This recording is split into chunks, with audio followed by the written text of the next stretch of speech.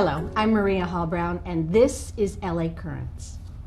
More than 30 million Americans have some kind of hearing loss. And with the crisis of coronavirus, everyone needed to have concise information and updates. Well, fortunately for Los Angeles, there's a wonderful team of ASL interpreters. And I'm delighted to have with us today Rick Pope, the coordinator for Los Angeles in the ASL team. So, forgive me, I'm going to do it. Yay! Hello, Maria. I know. I learned the alphabet one summer just because I thought it was fascinating. So I think this whole world is amazing. And we've all gotten to know a little bit more about it because of the fact that you and your team have been part of all of these press conferences.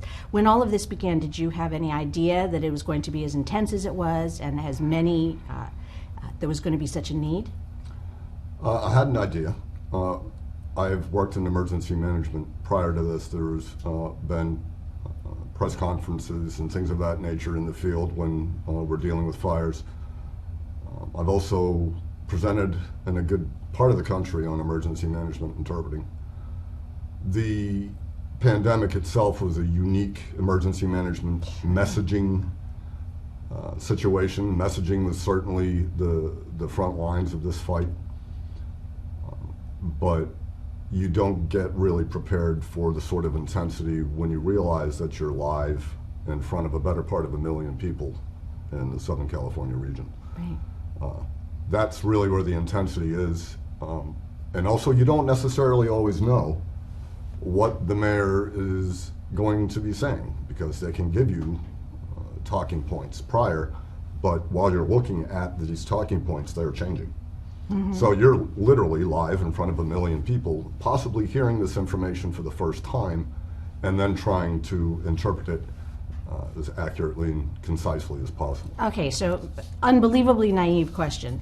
The whole idea of ASL, American Sign Language, how does it work? You know, what are its roots? Where did it come from? How does it work for those of us who are now watching it more than we probably have in our lives and are intrigued by, I mean, obviously I showed a piece of the alphabet, that's straightforward and that's spelling, but how does ASL work? How is the information getting across? Well, obviously it's a visual gestural language, so the best way that I can describe it, one of my mentors, Betty Colonimus, actually came up with what they call the Colonimus model. And essentially what that is you take the source language, what in this case English, mm-hmm. and you actually try to get a picture in your head first before you even raise your hands, because it's that picture that you're going to describe or paint with your hands, essentially. Your hands, your face, your body. So that's how the actual process of interpretation works. In terms of the linguistic roots, it actually came from the French Sign Language. In the 1800s, a gentleman named Gallaudet took a boat ride back over to the States with another gentleman named Leclerc, who taught Gallaudet the French Sign Language. Okay. Gallaudet came to the U.S. shores and established the first school for the deaf in Connecticut, the American School for the Deaf. And eventually, Gallaudet University, the only university specifically for deaf people located in Washington, D.C., was named for him. But that French Sign Language, then combined with Native American Plains Indian Sign Language, formed the basis of American Sign Language. And we were talking a little bit about that. What a fascinating thing that was almost the way tribes were able to speak to each other when they had different languages. They absolutely did use Plains Native Sign when they were interacting with each other. The Lakota perhaps didn't speak Crow mm-hmm. or Cree or some of the other nations' languages, and that's the way they got over that communication barrier for negotiations, trade, things of that nature. All right, so in this situation, however, there had to be some unbelievable creativity because we were talking that there was no word coronavirus. Right. There was no, I mean, how do you express global pandemic? I mean, there were things that you had to create the language within the language in order to express the information. Well, one of the things that we're taught is to interpret for meaning. Okay. There is no necessarily a verbatim interpretation word for word. It's really more concept for concept. So a pandemic would be interpreted something like a disease that has spread around the world. Okay. Coronavirus, we didn't have a sign, but the deaf community the language has always adapted to the reality just like any other language, and the deaf community came up with coronavirus, which if you take a look at the molecular photographs that they have, that you have the nucleus of that virus and then those little spiked proteins surrounding it. So you figure out what that picture looks like and what it's going to look like in context, and it spread pretty quickly. Do you know actually who came up with that?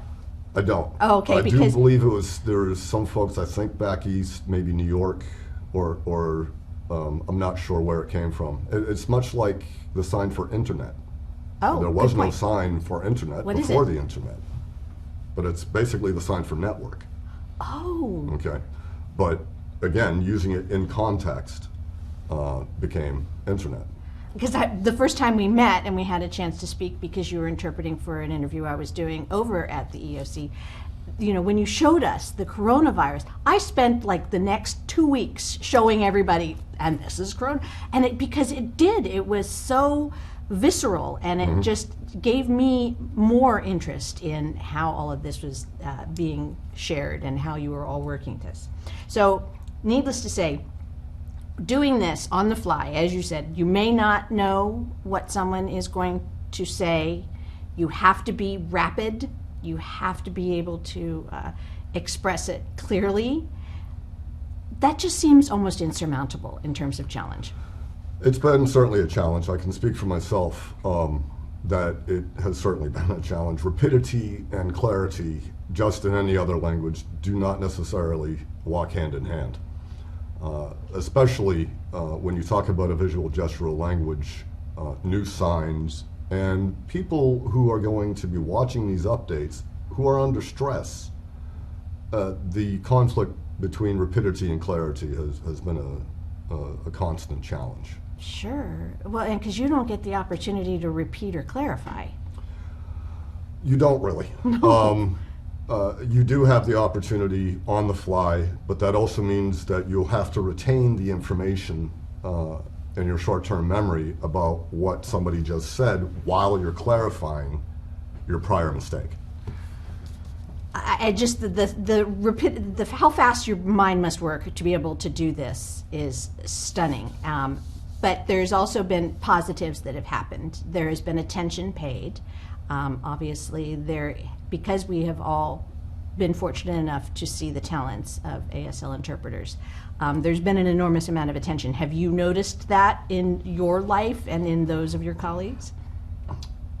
I can say that I've kept a finger on the pulse of this work across the country while the pandemic has been hitting our shores. We have a fairly strict policy of no interviews. Oh, interesting. This is the only interview really that's occurred, and myself and my team, it wasn't a real discussion that we had, it was known. The reason for that is we do not necessarily feel comfortable about having the spotlight on us, being the news, when our job is to interpret it. Oh, interesting. In addition, it's difficult for me to understand that with the death toll that the city and the county and the region has, that there will not be a signing deaf individual impacted by somebody's death or hospitalization. So it becomes sensitive to, in the middle of this, then be interviewed about my work or about my person, because in that position it is certainly not at all about me. So I need to be very discreet about the things that I say and the things that I do and interviews that I might grant. Well, I respect that and I appreciate that, but I also think this is a wonderful tool, and I think that you have also said this, to be able to demonstrate the power, the need, and the effect that having ASL interpreters up? Because I know for a fact that, although you don't want to speak about yourself, you built an emergency preparedness ASL program for Georgia. So this is something that means a lot to you to make sure that those people are protected. It does. I was part of a team, just as I'm a part of a team now. I was part of a team that went and presented in a good chunk of this country, a lot of it up and down the eastern seaboard. We were focused on hurricanes, tornadoes, things of that nature. So to see people like David Cowan in Georgia and people up and down in Florida actually taking the work that we presented years ago, making it theirs, improving it, and applying it in these situations, it makes me feel like I've given back to my profession and to my community. So let's talk about your profession, your community, and the impact it has. Having worked with this entire realm for as long as you have, what do you know firsthand? How does this help people who have hearing loss and rely on this? What is the benefit to them, and why is it so critical, and why should we be sensitive to it? So while I was in Georgia, I lived in what they call Dixie Alley, which is another tornado alley in Georgia. And we had tornado outbreaks in 2011. One tornado hit exactly 1 mile south of a dorm at the School for the Deaf in Georgia. Oh my gosh. Which in a meteorological sense is a hair's breadth away. Yeah. During that outbreak, my then wife, who is deaf, we were in our home and a tornado siren went off maybe half a mile away. It was right next door. She didn't hear it. So when I warned her about it, and our plan was to get her and the kids into the tub, and I'd put a mattress over them and put my Kevlar helmet on and hope a 2x4 didn't come through the wall. So I told her. And after it was all said and done, she turns to me and she says, "Wow, I'm really lucky." I'm like, "How's that?" She goes, "Well, I'm with you." I said, "Well, that's great." "What do you mean?" She didn't hear the siren. She had no clue. None whatsoever. If it wasn't for the fact that she had people who were hearing in that house, she'd still be doing the dishes or doing whatever it was that she was doing with the kids while possibly a tornado raged outside. As it was, there were deaf people that lost their home, were not located until interpreters got onto the scene in the field and were able to talk to the local authorities and let them know, you've got a deaf family in here and they're unaccounted for. So that literally is a life and death type of difference that we're talking about. When we're talking about the pandemic, it's life or death. When you talk about social distancing is not a strong component in the deaf community. When we greet people, or we hug them, and interpreters do the same thing. We hug them hello, we hug them goodbye. So social distancing is a real issue in the deaf community. Therefore, that information, by all means, has got to get out to the deaf community, that just following cultural norms could endanger you. What about other safeguards that have been put into place? What about masks? Is that going to impact people's ability to communicate? Because, as you said, it's not just the hand gestures, it's facial gestures. You know, there's so much that goes into, which is why it's fascinating to watch an ASL interpreter, because of the emotion and the humanity of what it is that they're doing. How are the masks going to impact? I would really like to emphasize what you just said, that it is the work of humanity is really what it is. How the masks will impact, clearly with most of the language actually being on the face, it's almost like a text. You get a text and you're not quite sure what the intent is behind it. If somebody's being sarcastic, if they're angry, if they're happy, sometimes you get that text. You're not sure what the context is. And I think that's going to happen a lot with the masks, and people are going to need to understand that this is the field of human interaction. it is never wrapped up nice and pretty with a bow. And this is going to further complicate it. That people who have different communication styles and needs, different languages, and we're going to have to figure this one out. I have so many things to figure out, but I know that in regards to just in general, you do offer emergency preparedness information to sensitive communities, including. So you have some really great tips. Maybe keep a landline because of a cell phone. So I know that you have a really great list, and perhaps you'd be kind enough to share what some of those things are to be prepared for an emergency if you are in fact.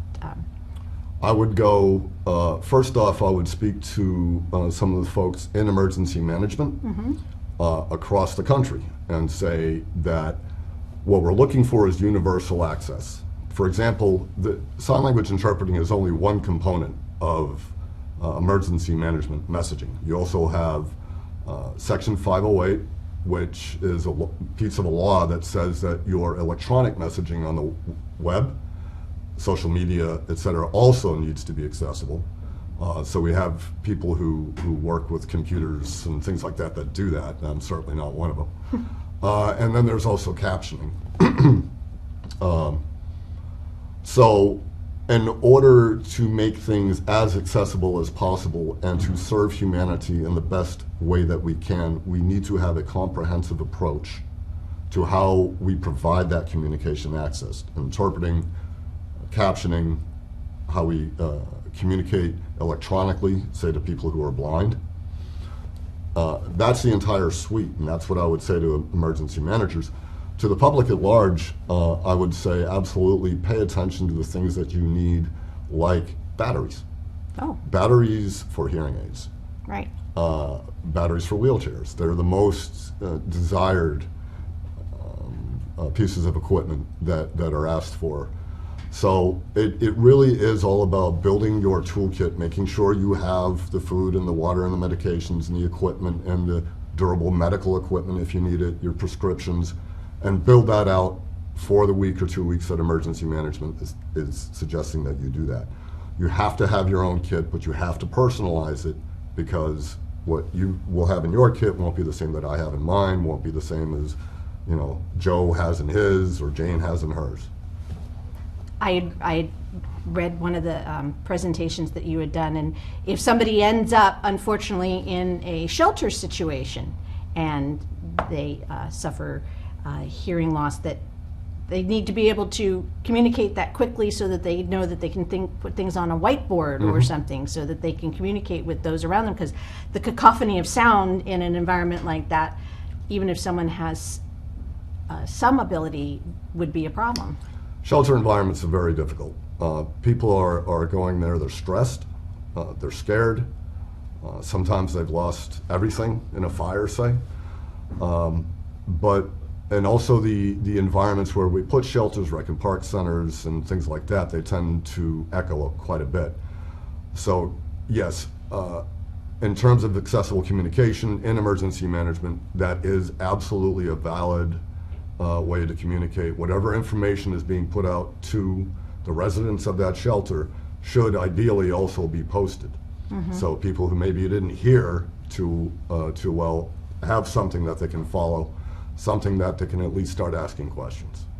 And there have been successes. There have been forward movement, and things have gotten better. Absolutely. I mean, you referenced closed captioning, and those of us that work in the broadcast industry understand that anything over 10 minutes, whether online or on air, is now mandated by the federal government to be closed captioned. I mean, there are good strides happening.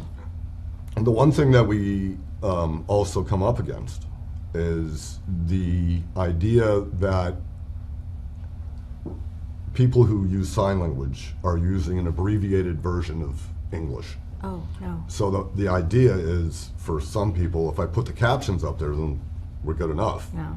The problem is that American Sign Language, the grammar is most closely akin to Athabascan, which is the first language family on this continent. Really? And different phrases have different meanings. If I'm deaf and I've never understood in a hearing context, in an emergency situation, what take cover means, I've seen it actually interpreted as take cover underneath your blanket. Oh, no. It's your covers, right? Right. Excuse me. So there are holes, and we have work to do. While captioning is mandated, interpreting is not. I know this isn't, you were here as a very kind gift, and I appreciate it, you know, in terms of your candor, etc. But you started captioning very young. How old were Interpreting. you? Interpreting. Sorry. I got that word caption stuck in my head right. after closed caption. So you began interpreting very young. How old were you? For every child who has a deaf parent, I think that might be a difficult question because it's really something of a way of life. Always was. You know, this is before we had various laws in play. This is before we had telephone relay services. This is before video relay. I can remember at one time I had to interpret for my dad and a mechanic, and I must have been 7, 8, and it didn't go down very well because the mechanic heard this young boy's voice saying something like, "Oh, it might be the carburetor," and the mechanic says, "Oh, for a kid, you seem to know a lot about cars." And like a dutiful interpreter and child, I interpreted that to my father, who immediately took offense that he was being called a child. Oh, no. So we got in the car, and he was steaming.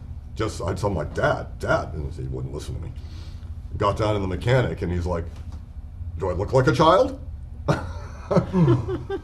That was probably one of the most impactful. I was going to say, that's a memory that won't leave you. It won't. And, No. and it shows you quite often why using kids as interpreters in emergency situations may not be the best. Oh, interesting point. I hadn't thought about that because, frankly, I was going to say there is also a trend now of teaching infants sign in order to allow them to communicate before they have the verbal prowess. Yes. I've done that with my own child, and let me tell you, it really cuts down on the temper tantrums. Well, I can verify that because my daughter screamed until she could talk. So Yeah. I can imagine if I had had those skills, it would have actually worked. So for the benefit of those of us who, I at least played with the alphabet. If you wanted to be gracious, if you wanted to be kind, if you wanted to be open-hearted, and you wanted to say hello to someone who may not be able to hear you, what's the nicest gesture you can say? It's more of a salute. Really? It's what I did when you said, "Hi, Rick," and I said, "Hello." Oh, hello. Okay. Well, that's applause. Oh, okay. That's applause. Okay. So, but it's kind of a simple salute. You might think back to the movies of the 20s or the 30s where you would tip the cap, right? Right. And you would, so that's essentially where it came from. Okay. It was a salute. All right. So that's hello. And what is nice to meet you? Or Well, nice it to would see be you. nice, Nice. right? And then two people come together, and then we do something that hearing folks don't do, and we point. So it'd be Okay. nice to meet you. Okay. One of the things that I would say, and I think would be most important learning any language or any culture, is that the best thing that you could do is put yourself around folks who speak that language or of that culture. Show respect to the language and the culture and the differences that are obviously going to be inherent. And listen, watch, and pay respect to the culture rather than a more anthropological expedition. That would probably endear one to any community if they show that genuine interest. It always helps if you at least put forth the effort. I think people Absolutely. always appreciate the effort, Absolutely. even if the application ends up to be flawed. The application being flawed, and folks who come in contact with the deaf community seem to really want to have things precise and perfect. They don't want to offend folks who use sign language. And while that's admirable, and I personally appreciate that, and I'm sure a lot of other people do, really what the key is, again, is that this is human interaction. Right. And I don't think anybody really cares whether or not you know the language perfectly. Because if you need something in a language, in a country where you don't speak the language, you're going to get the point across. Right. If you need something to eat, you need to go to the bathroom. You're going to find ways through a signed medium, a visual gestural medium, to get the point across. As long as you can do that with respect to people, I think people would be very welcoming. Well, and I am sure even in your community, there's regional differences and that Absolutely. you have to interpret anyways. I can't Absolutely. imagine that everything is said exactly the same way, across the country, let alone across the world. That's part of the issue that I have here in LA because I'm not originally from Los Angeles. So some of the signs, especially when you talk about locations, I'm still learning. I'm still learning and I will be. I was in New Mexico at one time and I was interpreting and it came out green. And this sign up where I'm from is lucky. So what's a green lucky? That's exactly. What is a green lucky? Wasn't lucky. It was chili. Oh. Green chili. Their sign for lucky is this. So you have to understand, again, context, what region you're in, and what signs they use. And it will vary, just like accents do, from New England, the Northeast, to the South, to the Southwest, to the Northwest. They all have their own dialects and regional accents. I'm sorry, this is incredibly fascinating. And as much as I know that this, you said that it's kind of an awkward scenario or difficult or not the ideal, that there's a focus here. The information that you're sharing is really inspiring, making people want to be more interested. So I think all in all, as terrible as all this has been and as difficult as it's been for you and your colleagues, this might have generated something very positive. I'm hoping so. I believe so because just within the small team that has supported this operation, and I really want to express my very sincere thanks to our current interpreter, Nicole Pancino. She's great. And Arlene Navarez, who is our trilingual interpreter. The dedication to their craft and to the people of Los Angeles has been undeniable. It's been unmistakable. But we still have work to do. I've got some work to do personally, and the process has some work in order to put native signers in front of the camera to make sure, again, that the interpretation is provided as quickly and as precisely as possible. We have got some work to do around figuring out how that's going to happen in a socially distanced environment. Sure.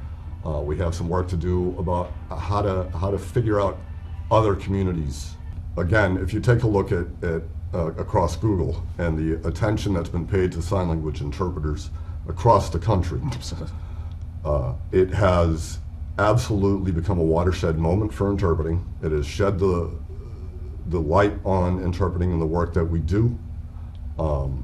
It has shed light on the fact that there are deaf people that use sign language in our communities, whether or not we see them. Right.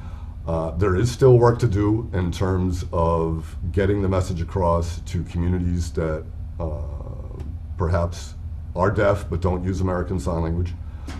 There's work to do in terms of getting certified and deaf interpreters, people who are actually deaf themselves, in front of the camera to deliver that message as rapidly and concisely as possible.